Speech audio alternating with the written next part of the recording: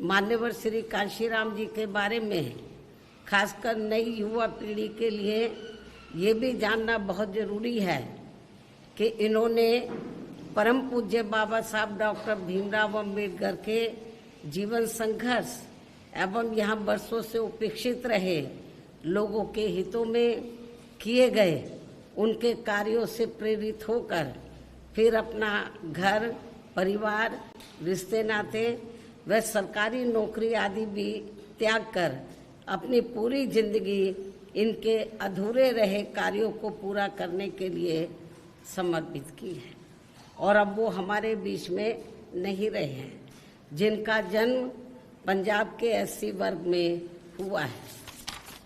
ऐसे महान व्यक्तित्व मान्यवर श्री कांशीराम जी, जिनके आज पुण्य तिथि है, इनको सबसे पहले मैं अपनी व पार्टी की तरफ से पूरे तय दिल से अपने श्रद्धा सुमन अर्पित करती हूँ।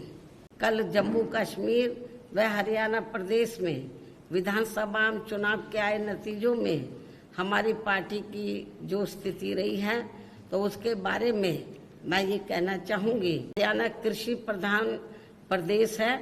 यहाँ कृषि से जुड़े खासकर जाट समाज के लोग बीजेपी की केंद्र व राज्य सरकार की भी किसान विरोधी रही नीतियों व कार्यशैली आदि से कतई भी खुश नहीं रहे हैं और अभी भी खुश नहीं हैं, जिसकी खास वजह से ही बीजेपी को सत्ता में आने से रोकने के लिए इस बार जाट समाज का अधिकांश वोट कांग्रेस पार्टी को ही चला गया, जिससे फिर इनेलो व बीएसपी के बने गठबंधन को भी इस समाज का वोट एक आधी सीट को छोड़कर लगभग ना के बराबर ही मिला है।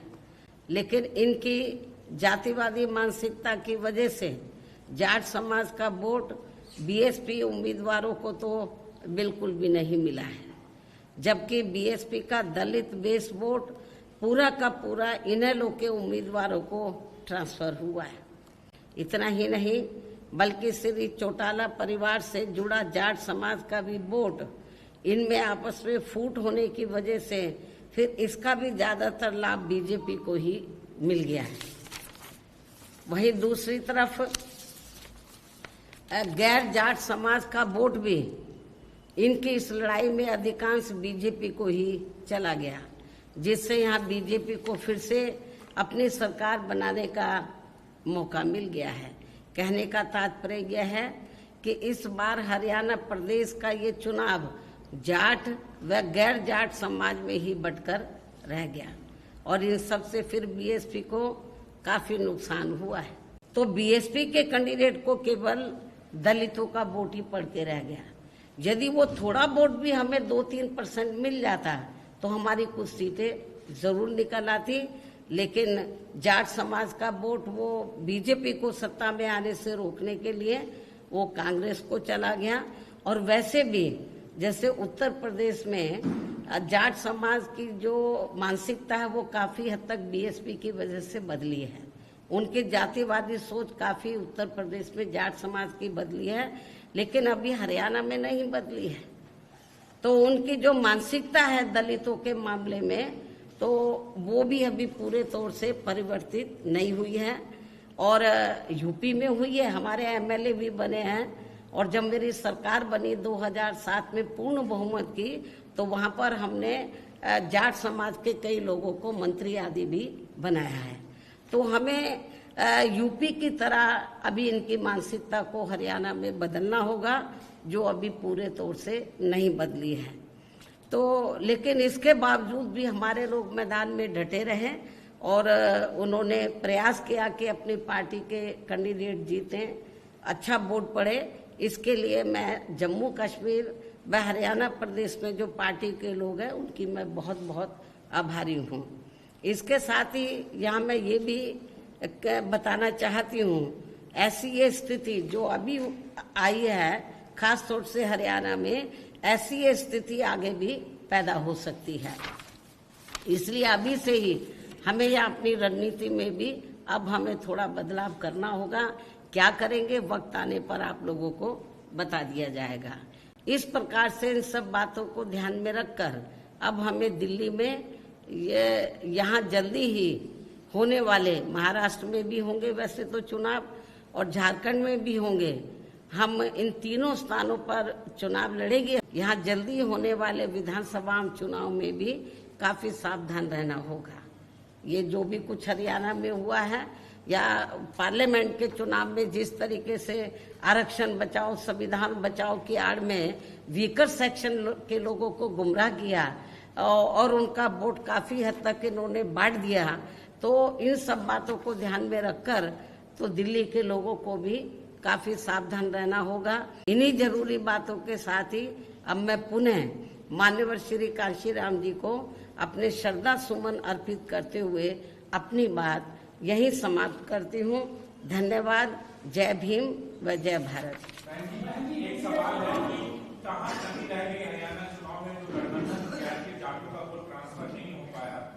क्योंकि हरियाणा में मैंने बताया कि अभी वहाँ पर जो जाट समाज के लोग हैं, उत्तर प्रदेश की तरह, उत्तर प्रदेश में तो जाट समाज की जातिवादी मानसिकता जो दलितों के प्रति काफी हद तक बदली है हमने, लेकिन अभी हरियाणा में जो जाट समाज है उनकी जातिवादी मानसिकता अभी तक बदली नहीं है।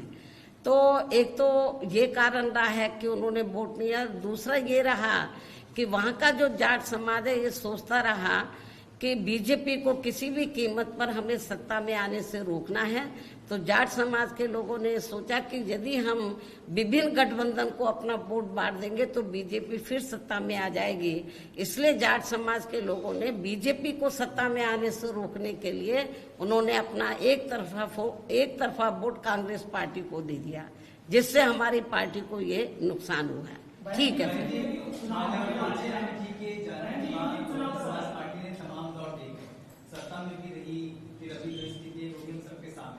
पिछले दिनों आपने अपना एक दुख जताया था कि जो हमारे समाज के लोग हैं, जाटो समाज के लोग, उन लोगों ने, आप पूरे दलित समाज की बात करो ना, वो कांग्रेस के बहकाव में आ गए और समर्थन, लेकिन अब नहीं आएंगे।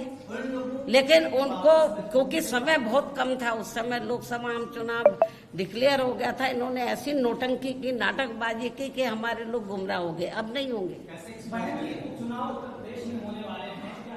वो जब माननीय सुप्रीम कोर्ट का जब जजमेंट आया SC/ST आरक्षण में वर्गीकरण और क्रीमी लेयर आदि को लेकर, तो जो पूरे देश में जो SC/ST वर्गों के लोग हैं उनकी आंखें खुल गई, जो ये संविधान बचाने, आरक्षण बचाने की बात करते। तो इस मामले में सारी पार्टियां, बीजेपी एंड कंपनी के लोग, कांग्रेस पार्टी एंड कंपनी के लोग, सारी की सारी पार्टियों ने कुछ भी इसके ऊपर सही जवाब नहीं दिया। बस आरक्षण की बातों करते रहे, हम ध्यान रखेंगे।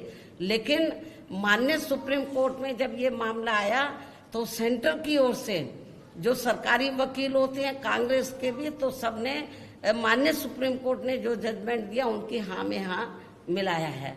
तो इसलिए मैं आपको ये बताना चाह रही हूँ। और इतना ही नहीं, कांग्रेस के श्री राहुल गांधी ने तो विदेश में जाकर कह दिया कि वक्त आने पर हम इन वर्गों का पूरा आरक्षण खत्म कर देंगे। तो इसका असर पड़ा है पूरे देश में। और मुझे ऐसा लगता है कि जो इन्होंने लोकसभा चुनाव में फायदा उठाया, अब दोबारा से इस मुद्दे के ऊपर अब इनको फायदा मिलने वाला नहीं है। नहीं तो फिर हरियाणा में क्यों नहीं उठा लिया इन्होंने।